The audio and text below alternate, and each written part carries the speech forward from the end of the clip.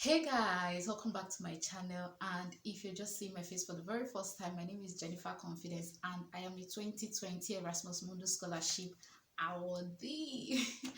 Okay guys, welcome back to my channel, and in today's video I just want to let you know three ways I have made money as an international student, both in the UK and here in Ireland. So three ways I've actually made money. If this sounds like what you want to hear, if this sounds like what you're interested in, please keep watching and I will tell you how.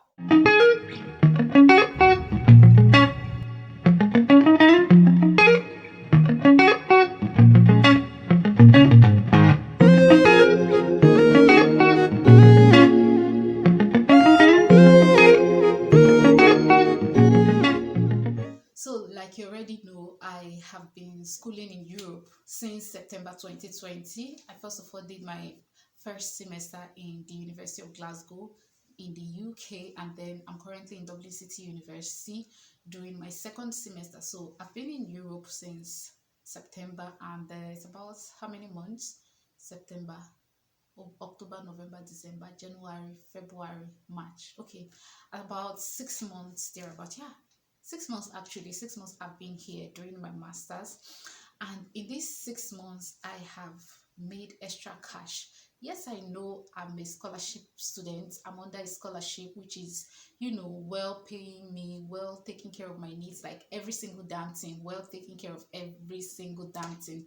But then, baby girl needs to make some money. Baby girl needs to make some extra cash here and there. Baby girl needs to make those, the money. We need to make those money.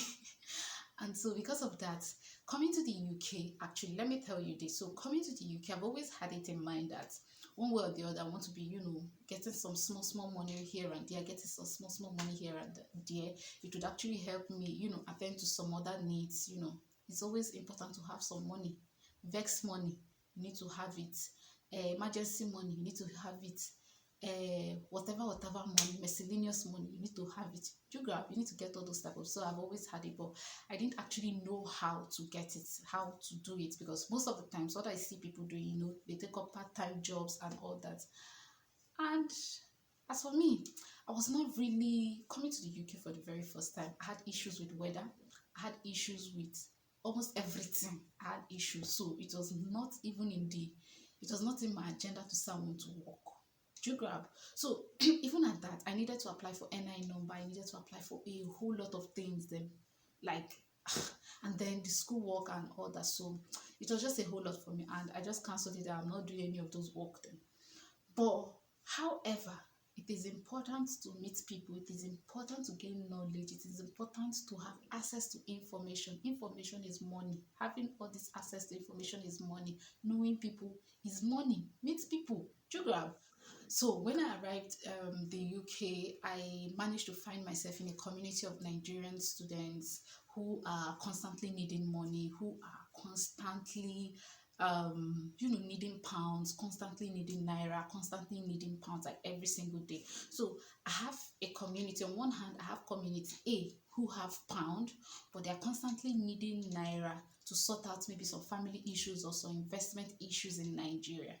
Do you get? And then on the other hand, I have community B who have, maybe they're sponsoring themselves for their school, and so they need to pay their fees and all that, and so they have naira because they're being sponsored from home, and so they have naira and they need to translate it into pounds. Translate or convert. Anyone, when you start talking about money like this, every other thing will be going off for your head. Anyway, so they constantly need pound, and so they need to convert. They need to convert the naira into pound, and so they are always looking for ways to convert it and all that. And so I found myself in these two communities of people, and I'm like, okay, I need to, cash out, ball out. I need to cash out into this whole conversion, payment, and all that. I need to cash out into it, and so I decided I decided to become a middleman for these two people. And so on one hand, I have friends who have naira, but they need pound. On the other hand, I have friends who have naira, or rather, I have friends who have pound and then they need naira. I decided to become a middleman, take all their burdens from them and do all the exchanges for them. I decided to take up that job role. So I have Nigerian accounts for Naira.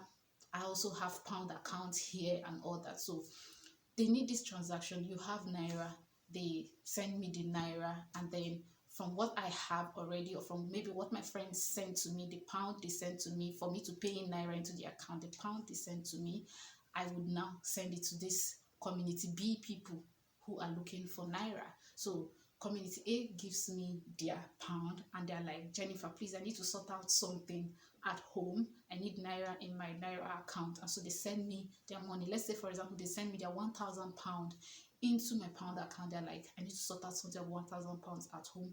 Please do that for me right now. And so with my church mind, sometimes I have Naira already. Sometimes community B has already sent me the Naira. And then with my church mind, the Naira I already have in Nigeria, I send it to my community A. And then the pound I already have that community A sent to me, I send it to my community B. And then everybody's fine, everybody's sorted, and then everybody's happy. Do you grab? So everybody's just fine, and I just do that transaction. So now, because of doing that transaction, most of the times, like I get to have my own dividend from that, because of course I can't help you and do all the transactions finish and I won't have my dividend from it, because of course, like, my bank would charge me to do those transactions. After doing the transactions, like, both banks will charge me both pounds and Naira.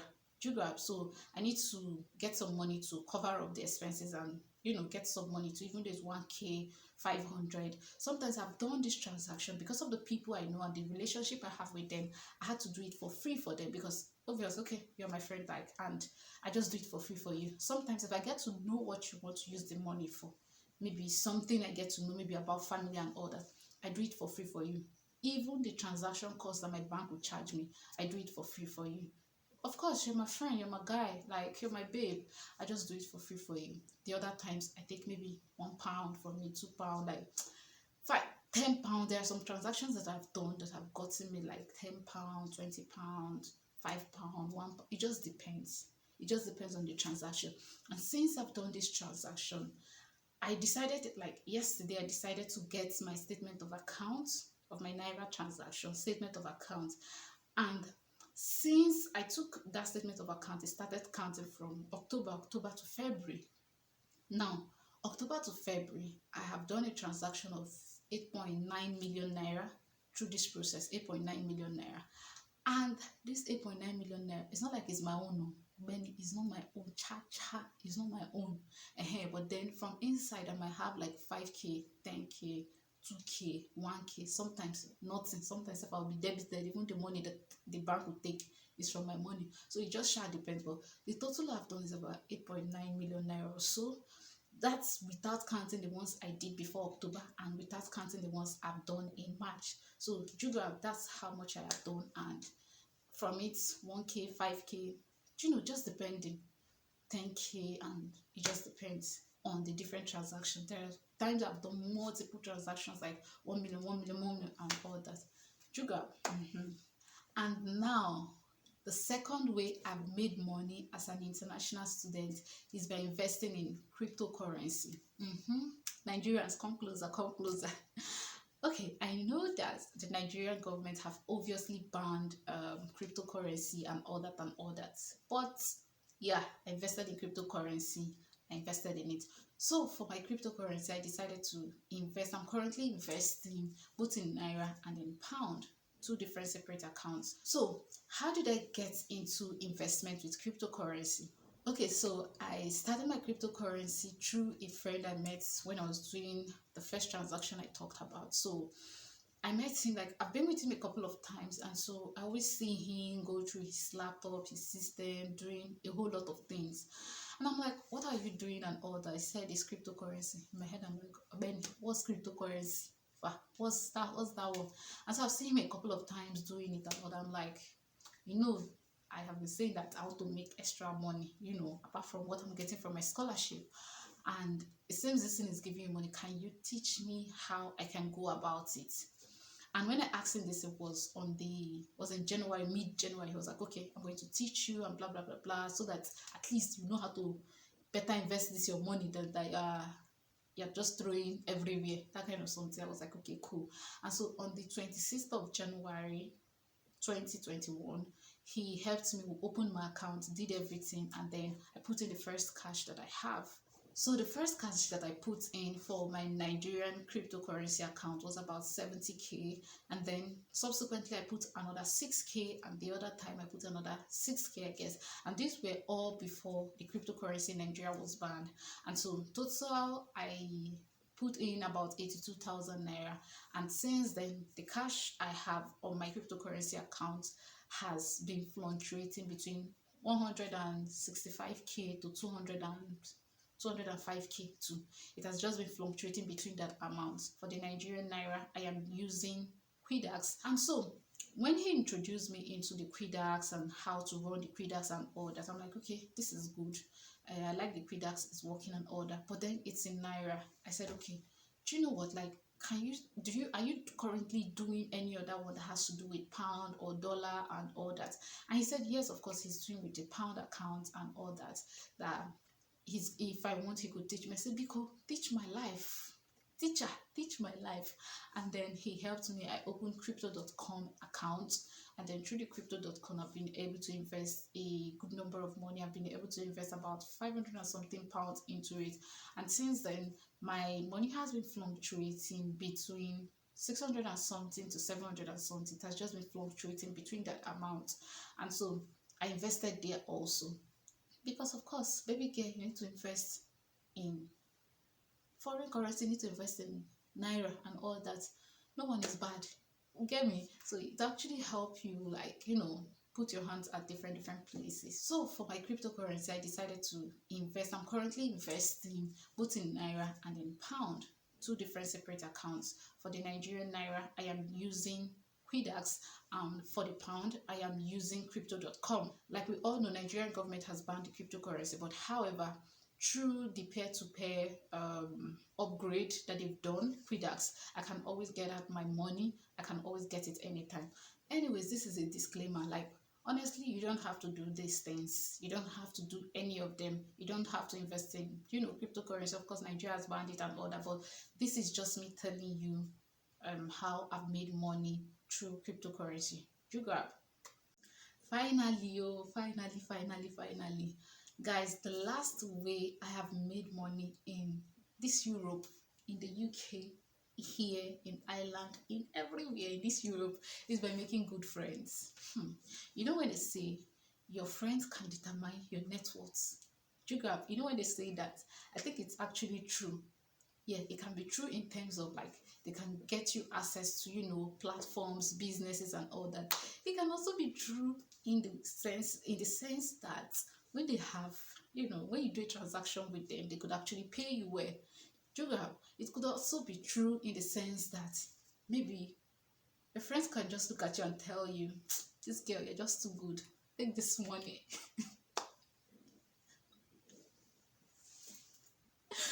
Anyway, so through the first transaction I also talked about earlier, I met two friends. I met two friends whom I've done transactions with them, and anytime I do, not every time, but sometimes or most of the times when I've done transactions with them, they try as much as possible to, add something extra on it for me. Try to add something extra. The funny thing is, let me give you a gist of what happened the first time I did a transaction with one of these my friends, and then this my friend sent me an extra money and I returned it, and I didn't really know that this my friend was actually upset. Like, I returned the money my friend gave to me, and so this my friend waited till the next day and messaged me and was like, Jennifer, did I offend you? I'm like, no. Before then, we have not actually become friends. By the way, before then, we have not actually become friends. We were just business associates, business transaction mates. Did you grab? And so I was like, Jennifer, did I offend you? I'm like, no. Why are you asking? Did I say you offended me? And this my friend was like, because you returned the money I actually gave you. Why did you return the money I gave to you? I'm like, oh, I'm really sorry. I didn't really see it that way. Like, I'm not really used to somebody, just giving me money. Like somebody just giving me money. As a matter of fact, There's nobody that has given me money apart from my family members. And so I really find it really uncomfortable sometimes. In fact, I found it uncomfortable when you gave me money. I'm like, I don't need to take this money and blah blah blah blah. And my friend was like, you don't need to see it that way. I just felt that you've really been handy to me when I needed all these transactions and all that. And so I just decided to give you something extra on it. And I'm like, okay, I'm sorry. Maybe the next time I'm going to take it. I'm sorry. And this my friend was like, okay, no wahala and all that. And so after this event that happened, once in a while when we do transactions, this my friend would just, add something extra, maybe in naira or maybe in pound, and be like, okay, send me so amount, keep this amount for yourself and all that. I'm like, oh my god, it feels good to have friends. It feels good to have friends that you're doing transaction with. Is this how the world of business is? I would have become a business owner. Anyway, so it has been like that. And then I have another friend also that when we do transactions like this, be like, okay, let's say the total amount is like 80,000. This my friend can be like, okay, send me 75k, take the 5k and all that. I'm like, oh my gosh, it feels good to have friends. Sometimes too, maybe even in a pound, maybe the total pound is like maybe 250 and all that. Could be like, okay, send me 200 and take the 250 and all that. I'm like, what else is better than having friends? What else is better than having friends? I tell you, there's nothing else better than having friends. So we've they've really been good to me. And so when I'm doing transactions with them, I try as much as possible to keep it on the moderate side, because damn, they've been really good to me. Like, damn, you don't understand. I'm like, okay, this is good. I thought they say this abroad, people used to give you money, people used to dash you money. Do you get, like, stuff like that? But then of course they are Nigerians, so Nigerians, so we see ourselves like there's this sisterly love, there's this brotherly love, there's this community, that kind of something. If you see, like, if you meet really cool friends and all that. So anyways, that's aside it. But yeah, through being friends with these people, I've done transactions with them that, aside the price, the original amount I'm supposed to get, I actually get extra on it.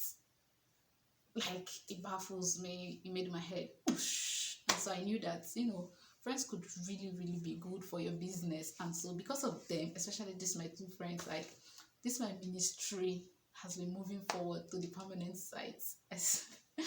So guys, thank you for watching, and this is just me telling you, the one or two ways I have made money in this UK. So this last one, I wanted to actually, it's not a way that people can make money, but it's just a way I have just stayed and somebody gave me money, so I've had extra cash, like, do you grab ahead. So but then it's actually been really good. And anyway guys, I hope you learn one or two things from this thing.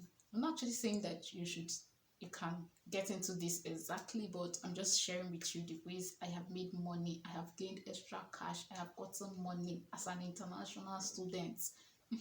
This is just my own experience. All right guys, thank you for watching, and I'm going to see you in my next video. All right, bye.